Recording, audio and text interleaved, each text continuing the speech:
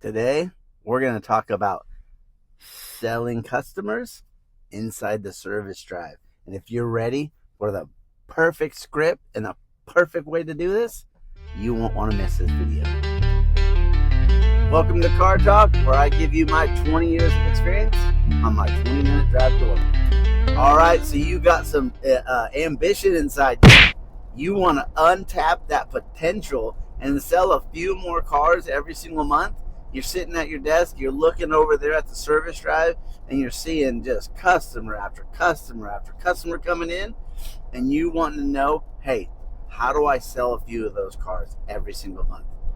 What is that perfect script that I can use? Let me hear the script. Well, here's the thing.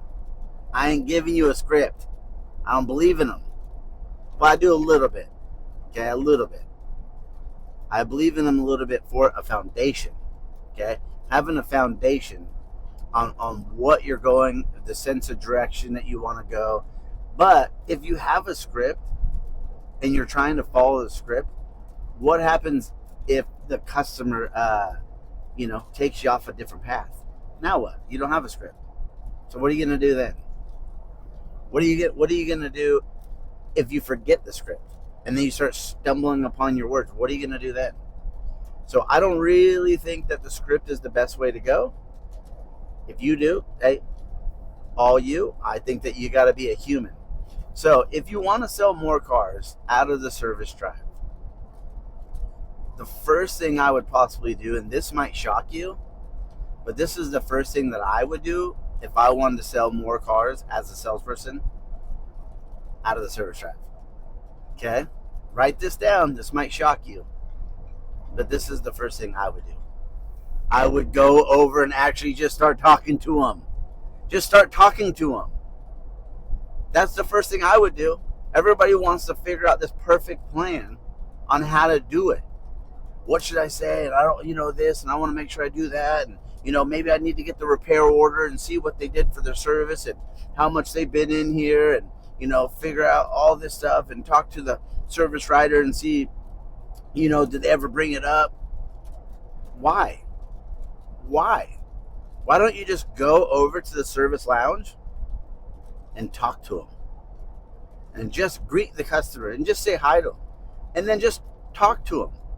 Chances are you're sitting at your desk doing nothing anyway. So why not go over to a complete stranger and strike up a conversation? Now, here's the second thing I would do if I wanted to sell more in service. This is what I did because I looked at it like this. The chances of you selling somebody in service is going to be slim. You're going to have to talk to a bunch of people to sell them a vehicle. They didn't come there to just randomly spend, $40,000, $50,000, $60,000. That's not why they showed up. They showed up for a $59.99 or a $89.99 oil change. That's what they showed up for today. But here's the second thing I would do, okay? And I did this all the time, and I used it for practice on myself because I thought, you know what? If I need to hone my sales skills and I need to get better at the steps of the sale, building common ground, building rapport, fact finding, and all this stuff, if I needed to get better at that, there was only a few ways I could do it. I could role play. I could practice on real customers. I could practice in the mirror, or I could practice on service customers. So here's what I used to do. I would go over to the service department, and at least 1 or 2 times a day, I set myself a goal. I'm going to go over to the service department, and I'm going to sell them something to drink out of the vending machine.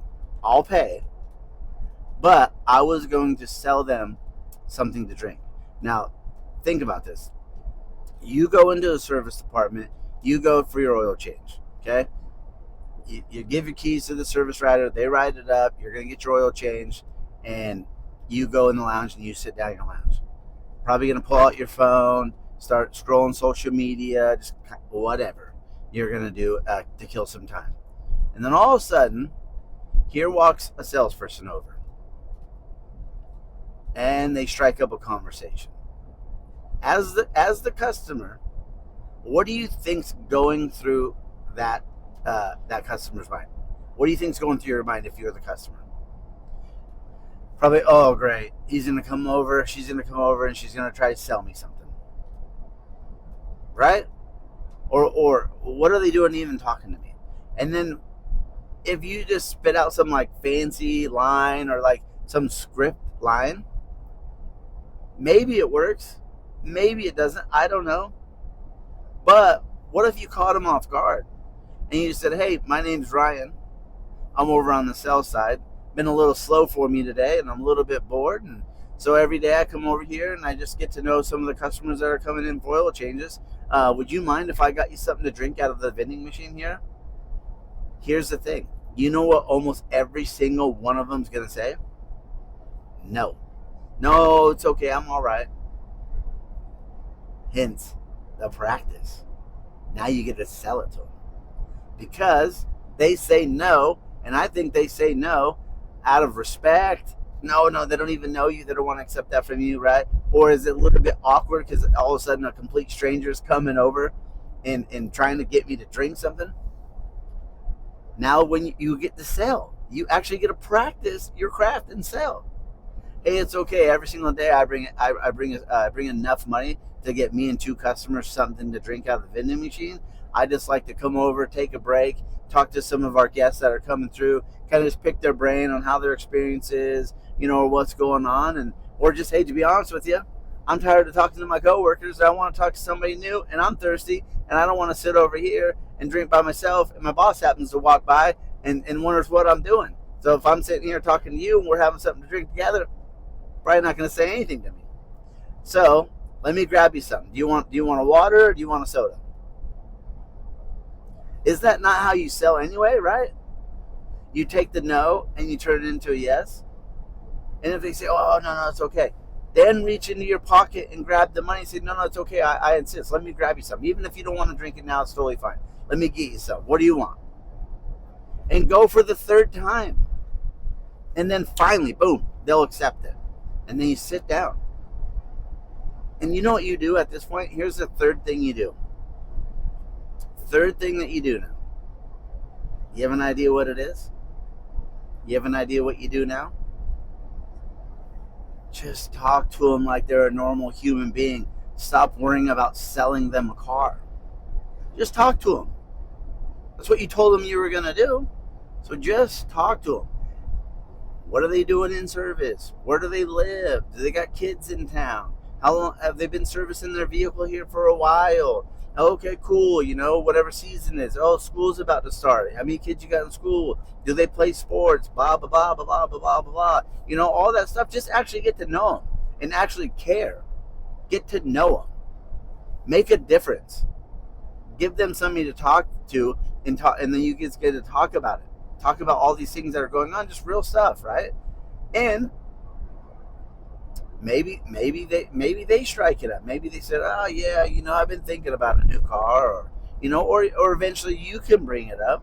Just say, hey, out of curiosity, if you ever decided to get rid of the vehicle that you're in service, let's just say it's a 2015 Tacoma or F-150, whatever, right? And you ask, hey, just out of curiosity, if you ever decided to replace that vehicle that you're getting your oil change on, what do you think you would replace it with? And see what they say. And then you can start asking them questions like, how often do you upgrade? Do you like to keep your vehicles for a long time? Or are you like me, you like to kind of rotate them out because you always kind of like to be under warranty and you always like to drive new stuff? Talk to them about that kind of stuff and figure it out. But I think a lot of us, we walk over there and we don't even go to talk to them. And you got to be consistent because it's a numbers game. How many service people do you think you'd have to go over to on a daily basis and talk to before you sold one? Most people will go over there, try it one time, be all awkward, and then they'll just give up. They'll just give up, and then they won't do it again, and then maybe the manager talks to them about doing it again, and they do it again, and it doesn't work again. And so it's terrible. I'm not doing this. And so you got to be consistent with it. A lot of stuff I talk about, if you want to get good, you got to be consistent with it. So let's do a little recap. Okay. So number one, if you want to sell people out of the service drive, the first thing that you got to do, and it shocked everybody, was actually go talk to the customers. Go talk to them. And the second thing you're going to do is you're simply going to try to sell them something to drink. That's what you're going to do. Because if you can't sell them a free bottle of water or a free soda, how in the heck are you going to sell them a $40,000 to $50,000 car? You probably aren't. That's the second thing you're going to do. And then the third thing, after that's successful, you're going to sit down and just have a normal conversation like you would with your buddy. Just talk to them. Be willing to spend 15 minutes and just talk to them. Don't worry about selling them something. And then gradually bring up their vehicle and bring up what they got going on in service, and ask them questions like, how long have they been to the dealer? How many times have they been to the dealership? Where did they buy their car? What made them buy their car there? If it's a Ford, does you and your wife or you and your husband, do you guys both drive Fords? Okay, what made you decide to buy Fords? And have that kind of conversation. And then ask them. Simply just ask them, if you ever decided to get rid of that vehicle in an upgrade, what do you think you would upgrade to? And then they tell you why. Why would you upgrade to that vehicle? Just out of curiosity, what's the current vehicle not doing for you that you think this new one would do? And then figure it out. And then if you happen to have something that matches what they said and they got some more time to kill, you could say, hey, you know what? I was about to go outside, or I'm going to go outside anyway, and I was going to pull up a vehicle. I pull up a vehicle all the time. If you do this, as you should, I'm going to pull up a vehicle, and I always do some training and just kind of learn the product and just always keep it fresh in my mind. So I'm going to go up outside and I'm going to go pull up whatever vehicle that they mentioned, and it sounds like you got at least another 15-20 minutes. So when I go pull it up, I'll bring it outside. Why don't you just come check it out? You don't got to drive it or anything like that, but just come check out the new product and see what you think. Because I've actually had some customers that sometimes they don't like the fresh update. They like last generation, and I know that's a real thing, right? You've had customers that you have the previous generation. They come in, they want to upgrade, and they look at the new generation, and they just don't like it. Sometimes the new generations take a little bit of time to catch on, right? So then I would take him outside and I would just show him, right? And just talk to him and just know, like, this is a low close funnel in service. What you're really doing is you're building rapport and you're building some retention with the customer, and setting like the presence that you're there. They know who you are. Next time they come in, next time they're thinking about a vehicle, there's a good chance they're going to ask for you, right? Okay, so you get them outside, show them the new feature, and then you just do the steps of the sale. If they're if they're considering the upgrade, just go through the steps of the sale with them. It might not go anywhere, it might. And then you could just, like, after you show it to them and they like it and this and that, you could just ask them, hey, I don't know what your driving factors of buying a new vehicle are. I know some people, they want a monthly payment and this and that, and just say, I have actually a lot of customers seem to come in and they're willing to upgrade as long as their financial situation doesn't change. So I don't know if you would even consider it. I know right now getting pre-owned cars is a little bit tough. So I don't know if we paid you too much for yours, got you into this new one, and were able to maintain the same monthly payment, and things didn't change for you, but you got a brand new vehicle. I don't even know if that would be something that you would consider or not. But if you would, I'd be happy to kind of roughly work it up for you. We don't got to do anything crazy like fill out a credit app or anything like that. I can just kind of see what your vehicle is worth, put some rough numbers together, and at least you can just take them home and, hey, have something to think about. I know a lot of people come in here, they're curious on what their vehicle is worth, so we could just do that for you. That's probably how I would do it. But the problem is going to happen here. Here's the problem: is you got to be willing to do this every single day. Every single day. That's where the problem is, because Most salespeople, what happens is they do something and they fail at it the first time. And maybe they do it the second time and it's still a little awkward and they fail at it. And to get them to do it the third time is so tough because they already failed. They already feel awkward. And I'd rather just stick to what I know. So if you want to sell more cars out of service, just simply start by going over and talking to the customers. And then after that, make it a little bit of a game with yourself. I just like to sell them something to drink. It's free. I know they're going to tell me no. I know I'm going to have to ask them 2 or 3 times. And eventually I know they're going to say yes. And then I just sit down and just have a normal conversation with them. I mean, if you sit down with somebody and you start talking to them and they're like, oh, I'm here for my first oil change on my 2025, just my first oil change. Do you think that person's going to be trading that car in? Probably not. So why would you lead off with that to get the instant no right away? And in their mind, they're like, I knew it. I knew that's why I was coming over here. Just have a normal conversation, because you know what? There's a chance that the husband or the wife at home, kids, somebody they know might be looking for a vehicle as well. And they get home and you know what they might say? They might talk to their wife and go, you know what happened to me today? I was sitting for service. Ryan came over. He's a salesperson. He came over. He bought me something to drink.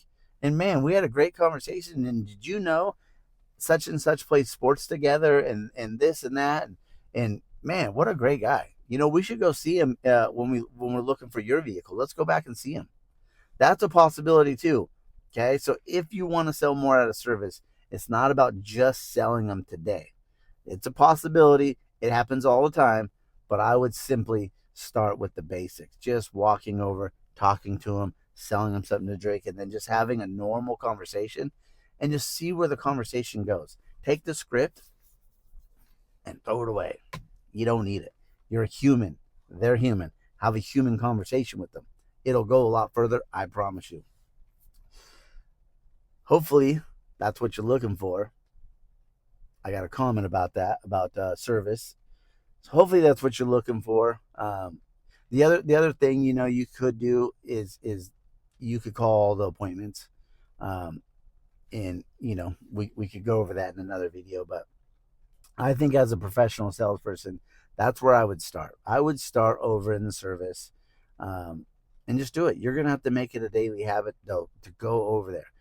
So I would set yourself a target. Hey, I'm going to go talk to 2 people in service every single day, and I'm going to sell them something to drink every single day, and I'm just going to have normal conversations. And pick different people out. Don't just kind of go to the same people all the time. Just pick random people out. And if they're reading their book or they're doing something, hey, go up and still talk to them. And know it might be a little bit more awkward. But these are things that you're going to condition your mind on how to get over. You're going to end up getting over these things. And eventually, you're going to know exactly how to sell them out of service, because you're going to talk to so many. If you work 20, 21 days out of the month and you talk to 2 people every single day out of service, you're talking to 40 extra people. And out of those 40 extra people, you don't think you could sell 2? You don't think you could sell just 2 of them? I think you could. And those conversations are going to be pretty quick. So, hope that helps. Hey, have a great day. Leave me in the comments. Leave a note in the comments. Whatever it is, question.